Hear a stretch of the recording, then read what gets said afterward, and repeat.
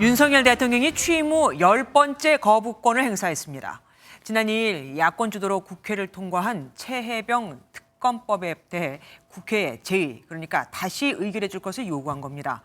정진석 대통령 비서실장은 삼권 분립 원칙상 특별검사에 대한 대통령 임명권이 보장돼야 하는데 특검 후보자 추천권을 야당에게만 독점 부여했다. 또한 야당이 지난 정부 때 일방적으로 설치하는 공수처를 못 믿겠다고 하는 것도 모순이라면서 거부권 행사 이유를 조목조목 설명했죠. 문제는 이 다음입니다. 여당에서 17명만 이탈표가 나오면 제1을 통과할 수 있거든요. 그런데 벌써 여당에서 대놓고 최혜병 특검법에 찬성하겠다는 의원이 3명이나 됩니다. 차례로 짚어드리겠습니다. 먼저 전정인 기자가 보도합니다. 지난 2일 더불어민주당 등 야당 주도로 강행 처리된 최혜병 특검법에 대해 윤석열 대통령이 거부권을 행사했습니다. 법안이 정부로 이송된 지 14일 만으로 취임 후 10번째 거부권 행사입니다.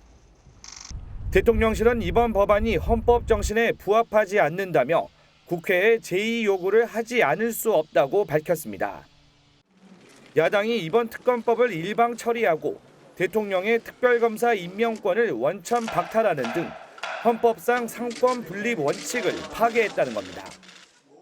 지난 25년간 13회에 걸친 특검법들을 모두 예외 없이 여야 합의에 따라 처리해왔던 것입니다.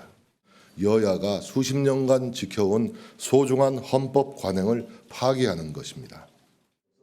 또 현재 수사가 진행 중인 만큼 특검 제도 취지에도 부합하지 않고 수사의 공정성과 중립성도 담보하지 못한다고 지적했습니다. 야당이 고발한 사건의 수사검사를 야당이 고르겠다는 것입니다. 입맛에 맞는 결론이 날 때까지 수사를 시키겠다는 것입니다. 특히 지난 정부 야당이 일방적으로 설치한 공수처 수사를 믿지 못하겠다고 하는 건 자기 모순이라고 비판했습니다. 대통령실 고위 관계자는 대통령이 거부권을 행사하지 않으면 오히려 직무유기에 해당된다며 여야가 합의한 특검 법안에 대해서는 수용할 수도 있다고 밝혔습니다. MBN 뉴스 전정인입니다.